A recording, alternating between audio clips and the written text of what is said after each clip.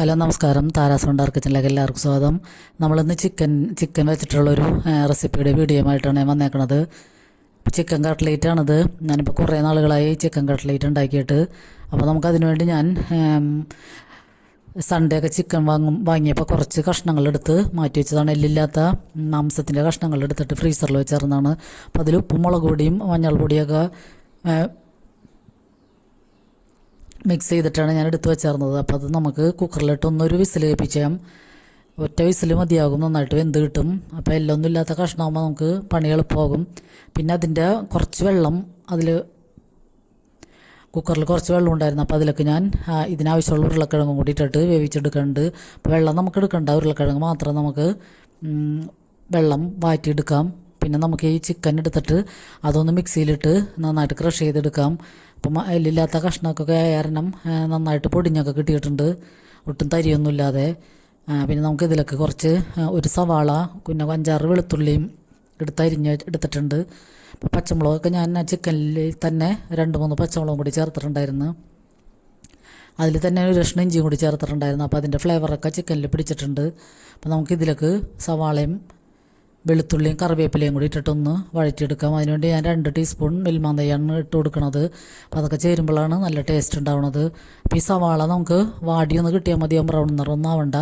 പിന്നെ അതിലേക്ക് നമ്മൾ വീട്ടിൽ പൊടിച്ച തന്നെ 1 ടീസ്പൂൺ ഗരം മസാലപ്പൊടി, പിന്നെ ഒരു 1/2 ടീസ്പൂൺ മുളക് പൊടിയും 1/2 ടീസ്പൂൺ മഞ്ഞൾപ്പൊടിയും കൂടി ഇട്ടിട്ട് പിന്നെ കുരുമുളക് പൊടി വേണമെങ്കിൽ ഇടാം നമുക്ക്.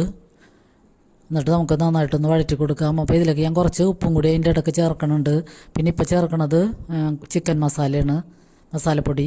അപ്പോൾ അതും കൂടി ചേർത്തിട്ട് നന്നായിട്ട് വഴറ്റി കൊടുക്കാം. പൊടികളൊന്നും കൂടിപ്പോകണ്ട, കൂടിക്കഴിഞ്ഞിട്ടുണ്ടെങ്കിൽ ഈ കട്ട്ലേറ്റിന് നല്ല കുത്തായിരിക്കും. അപ്പോൾ അത് എരിവില്ലാതെയൊക്കെയാണ് ഇത് നല്ലത്. അപ്പോൾ ഉപ്പ് ആവശ്യത്തിന് നമുക്ക് ഇതിൻ്റെ ഇടയ്ക്ക് ചേർത്ത് കൊടുക്കാം, കൂടുതൽ ഉപ്പാവേണ്ട ആവശ്യമില്ല.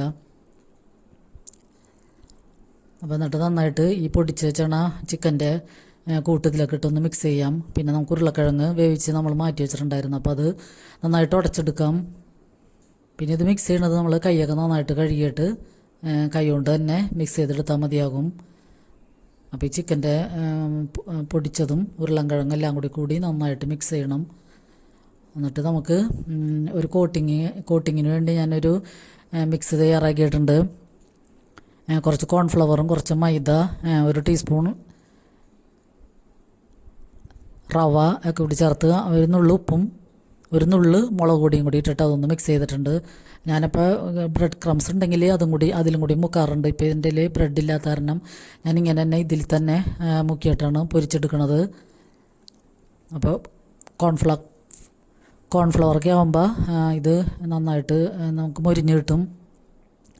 ഇത് വിട്ടൊന്നും പോകുകയൊന്നുമില്ല. അപ്പോൾ നമ്മൾ കട്ട്ലേറ്റിൻ്റെ ഷേപ്പിൽ കയ്യിൽ വെച്ച് തന്നെ ഷേപ്പാക്കി എടുത്തിട്ട് നമുക്ക് ഈ മിക്സിയിലൊക്കെ ഇട്ട് ഒന്ന് പൊരിച്ചെടുക്കാം. ഇപ്പോൾ കട്ട്ലേറ്റിൻ്റെ അച്ചൊക്കെ ഉണ്ടെങ്കിൽ അതിൽ വെച്ചിട്ട് നമുക്ക് ചെയ്തെടുക്കാം. അപ്പം എൻ്റെ അതില്ല, അതുകൊണ്ട് ഞാൻ കൈ വെച്ചിട്ടാണ് ഇന്നും കട്ട്ലേറ്റ് ഉണ്ടാക്കാറുള്ളത്. എന്നിട്ട് ഞാൻ ഓയിലാണ് ഒഴിച്ചു കൊടുക്കുന്നത്. എന്നിട്ട് നമുക്ക് ഇങ്ങനെ ഇട്ടിട്ട് ഫ്രൈ ചെയ്തെടുക്കാം. അപ്പോൾ നമ്മൾ ചിക്കനൊക്കെ കറി വെക്കാനൊക്കെ വാങ്ങുമ്പോൾ ഇങ്ങനെ ഈ എല്ലില്ലാത്ത കുറച്ച് കഷ്ണങ്ങൾ, ഒരു 5-6 കഷ്ണമായാലും മതിയാകും, എടുത്ത് നമ്മൾ മാറ്റി വെക്കുകയാണെങ്കിൽ ഇടദിവസങ്ങളിലേക്ക് ഞായറൊക്കെ കഴിഞ്ഞ് ഇങ്ങനത്തെ ഇടദിവസങ്ങളിലൊക്കെ പിള്ളേർക്ക് സ്കൂളിൽ വിട്ട് വരണേക്ക് മുമ്പ് ഇത് ഉണ്ടാക്കുകയാണെങ്കിൽ അവർക്ക് വളരെ ഇഷ്ടമാണിത്. ഇപ്പം നമ്മൾ റെസ്റ്റോറൻറ്റിൽ നിന്നും കടകളിൽ നിന്നൊക്കെ ഹോട്ടലുകളിൽ നിന്നൊക്കെ വാങ്ങണ ചിക്കൻ കട്ട്ലേറ്റ് ചിക്കനൊക്കെ കുറവായിരിക്കും അതിൽ, പേരിന് മാത്രം ഉണ്ടാവുള്ളൂ. ഉരുളക്കിഴങ്ങും ഇതൊക്കെ ആയിരിക്കുള്ളൂ കൂടുതൽ. അപ്പോൾ ഇതൊക്കെ ആകുമ്പോൾ നമുക്ക് വീട്ടിലുണ്ടാക്കുകയാണെങ്കിൽ നമുക്ക് നല്ല ഹെൽത്തി ആയിട്ട് പിള്ളേർക്ക് ഉണ്ടാക്കി കൊടുക്കാൻ പറ്റും. പിന്നെ അധികം വിലയും കൊടുക്കണ്ട, കൂടുതൽ വില കൊടുത്തിട്ടൊക്കെയാണ് ഇപ്പോൾ ചിക്കൻ കട്ട്ലേറ്റൊക്കെ ഹോട്ടലിൽ നിന്നൊക്കെ വാങ്ങാൻ കിട്ടണത്. അപ്പോൾ ഇത് പണി എളുപ്പമാണ്. നമ്മൾ ആ ചിക്കനൊന്ന് വേവിക്കുക, അല്ലെങ്കിൽ വേവിച്ച് വെച്ചാൽ ചിക്കൻ കഷ്ണങ്ങൾ നമ്മൾ കറി വയ്ക്കുമ്പോൾ ഉള്ള ചിക്കൻ കഷ്ണങ്ങൾ എടുത്താലും കുഴപ്പമില്ല. ഞാൻ അങ്ങനെയാണ് എടുക്കാറുള്ളത്. അപ്പോൾ ഇത്തവണ ഞാനിങ്ങനെ പച്ചനുള്ളത് എടുത്ത് മാറ്റിയെന്ന് മാത്രമേ ഉള്ളൂ.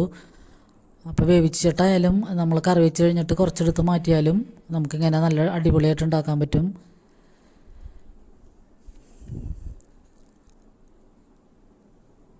അപ്പോൾ എല്ലാവരും വല്ലപ്പോഴൊക്കെ ഇങ്ങനെയൊക്കെ ഉണ്ടാക്കി കൊടുക്കുക മക്കൾക്ക്. അപ്പോൾ അതേ നമ്മുടെ അടിപൊളി ചിക്കൻ കട്ട്ലേറ്റ് റെഡിയാണ്. അപ്പോൾ ഞങ്ങളിത് ടൊമാറ്റോ സോസ് ഒഴിച്ചിട്ടാണ് മുക്കിയാണ് കഴിക്കണത്. നല്ല ടേസ്റ്റായിരുന്നു. അപ്പോൾ എല്ലാവരും ഇങ്ങനത്തെയൊക്കെ പലഹാരങ്ങളൊക്കെ ഇടയ്ക്കിടയ്ക്കൊന്ന് ട്രൈ ചെയ്ത് ഫീഡ്ബാക്ക് അറിയിക്കണം. അപ്പോൾ എല്ലാവർക്കും ഒരുപാട് ഒരുപാട് നന്ദി.